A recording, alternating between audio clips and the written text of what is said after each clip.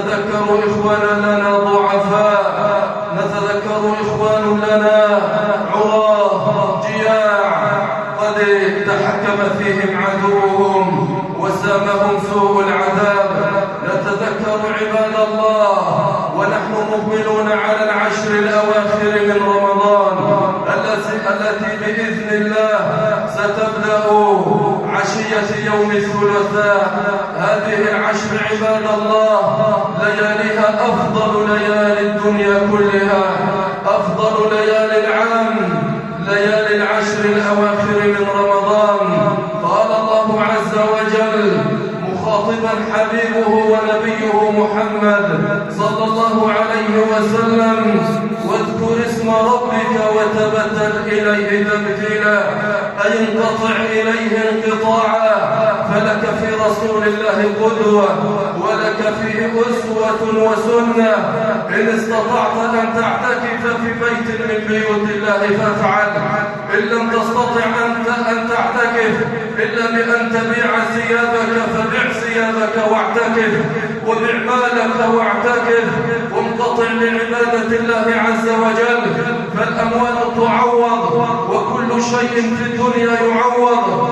أما هذه الأيام إذا فاتت فلا تعوض عباد الله. اغتنموا العشر الأواخر من رمضان، اغتنموا عباد الله القيام، اغتنموا عباد الله ساعات السحر قبل الفجر في وقت السحور. استغلوا هذه الساعات، في هذه الساعات يتنزل الملك جل وعلا ويسأل: من المفروض الذي يسأل عباد الله؟ هل الفقير الذي يسأل الغني أم الغني الذي يسأل الفقير؟ هل الضعيف الذي يسأل القوي أم القوي الذي يسأل الضعيف؟ كان من الواجب وكان من المتعارف عليه أن الضعيف هو الذي يسأل، وأن الفقير هو الذي يسأل، وأن الذليل هو الذي يسأل. لكن الملك أرحم الراحمين جل وعلا يتنزل، لا يتنزل ليلة في السنة ولا ليلة في الشهر ولا ليلة في الأسبوع، ولكن جل جلاله وتقدست أسماؤه تنزه عن الشبيه والولد، يتنزل في كل ليلة.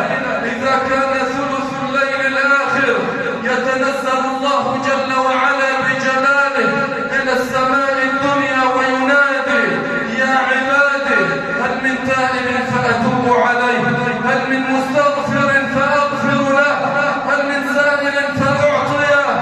أين الفقراء الذين طرقوا أبواب الأغنياء؟ أين هم من باب الملك جل وعلا؟ أين هم من بابه الذي لا يغلق؟ أين المذنبين؟ أين العصاة؟ أين المهمومين؟ أين المكروبين؟ وربهم جل جلاله يناديهم: يا عبادي هل من مذنب، هل من مستغفر فأغفر له، هل من تائب فأتوب عليه، هل من سائل فأعطيه، حتى يطلع الفجر، وذلك في كل ليلة عباد الله. أيها الأحباب، هذه الأيام لا تعوض، هذه الأيام لا وقت فيها، لا هزار فيها، اللحظات محسومة والدقائق معدودة عباد الله. فاجتهدوا، أيام وتنقضي، أيام وتزول، سيزول التعب إن لم تنتصب القدمين في هذه الأيام للقيام لله جل وعلا. إن لم يجف اللسان لذكر الله في هذه الأيام فمتى؟ إن لم ينحني الظهر من القيام لله جل وعلا في هذه الأيام والليالي فمتى؟ إن لم تدمع العين لله جل وعلا في هذه الأيام فمتى؟ إن لم تقشعر الجلود من خشية الله جل وعلا في هذه الأيام فمتى؟ عباد الله، نريد أن نفوق من غفلتنا وأن ننتبه من نومتنا.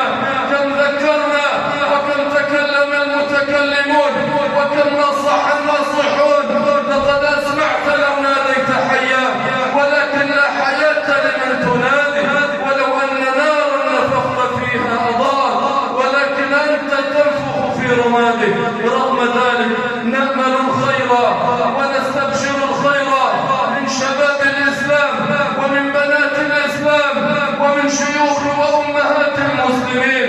فالنبي صلى الله عليه وسلم بشرنا أن الخير في أمته إلى يوم القيامة مهما بلغت ذنوبك عند الله إن الله تبارك وتعالى يجيب المضطر ولو كان كافرا.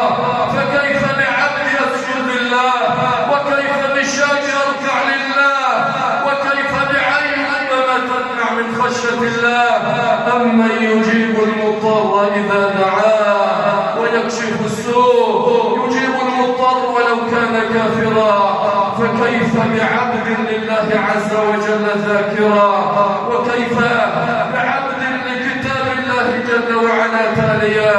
أيها الأحباب، إنها صرخات مقلوم، إنها صرخات